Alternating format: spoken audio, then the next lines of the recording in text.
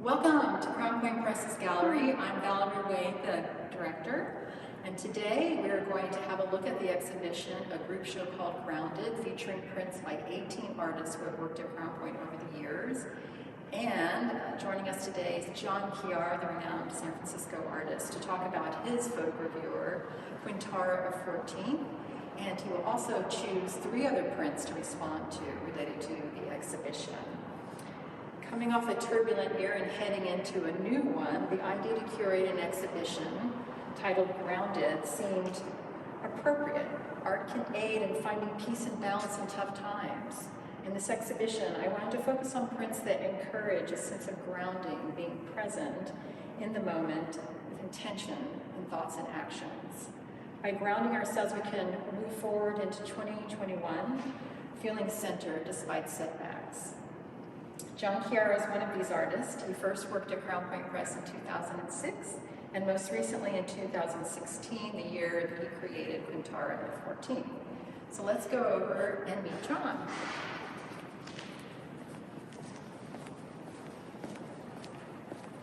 John Chiara was born in San Francisco in 1971, where he continues to live and work. Over the past decade, John has photographed the changing terrain of San Francisco, both its neighborhoods and architecture. He's represented by the Haynes Gallery and Yosemite Gallery in New York. Now John's going to explain to us how he approached the ideas for this project. For this image, I was up in Radio Terrace, up near the coast, which is up near Noriega or Quintara and 14th. And I picked this place because it seemed like the type of, the way the light was coming through the trees, these cypress trees, and hitting this bush and all this foliage, it just felt like it reminded me of a place you would go or a time of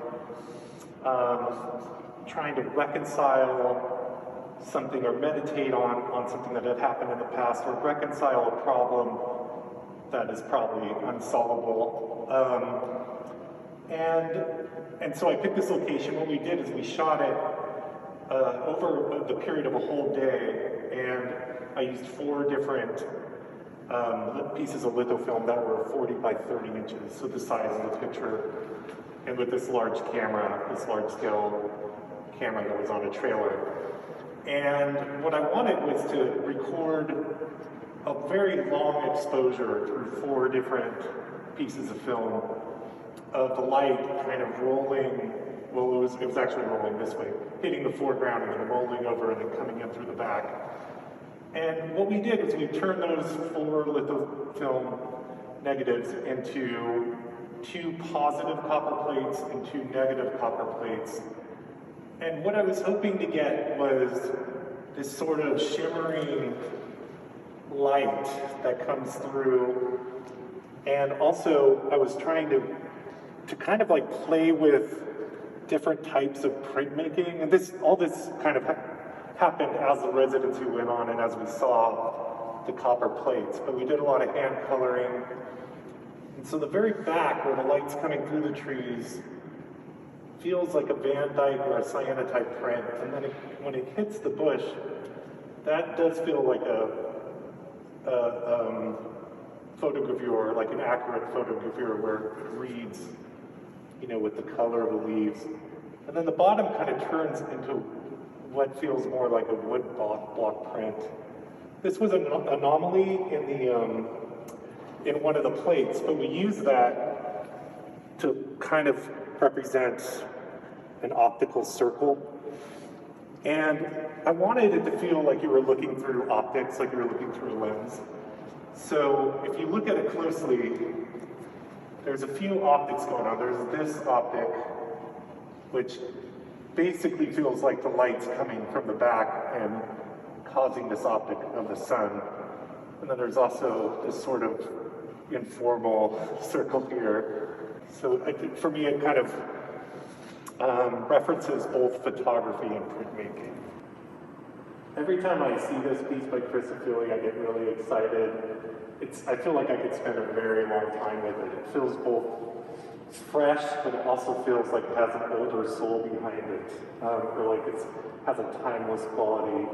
I love the vertical landscape, but it also represents this scene of a cave waterfall, like a loosely orchestrated scene of a cave waterfall that's both really playful, but also kind of feels like it has a neo-Gothic quality behind it, with this band coming down the side, and the way that the silver feels like it's solarizing or feels metallic, even though it's more of a gray. And that excited me also because silver just seems to be rarely used or incorporated in general, but especially in printmaking. So it's like I could spend a lot of time in this world with him and kind of this imaginative sort of island tropical landscape is what I perceive it as. And this is a print by Richard Diebenkorn, one of the main figures in the Bay Area figurative movement.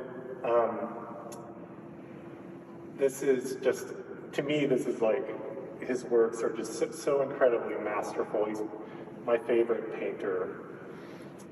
This represents what looks to be like a topographical landscape, an aerial photograph or an aerial sort of perspective. I love how he plays with abstraction in this work and color, but also it seems at the top to sort of change perspective slightly and kind of plays with your imagination in that way, where there's almost like a horizon line going across, and then there's this bench structure that kind of has the perception of kind of going back, so it plays with sort of your perspective, which I really enjoy. I love this piece by Mary Heilmann. It represents kind of a formation of waves. You know, that's the perspective of it. But for me, it's the quality of the light that's radiating from it, from behind, and the way she was able to orchestrate that through this printmaking process, I find amazing. And this is something I think you have to come here and see. It doesn't really translate, but when you look really closely at it, it just feels like this wall of light, this beautiful wall of light radiating out of the print. This is something I could live with for the rest of my life. Thank you for joining me, John. It was so great to have you in the gallery today. And I also want to thank 8 Bridges for providing a platform for the galleries in San Francisco to show their exhibitions for this last week in January. We're all missing the Fog Fair, and it's great to have a presence. Now we're just going to have a quick walk around for you to view the show.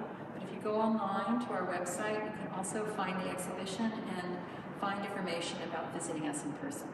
Thank you.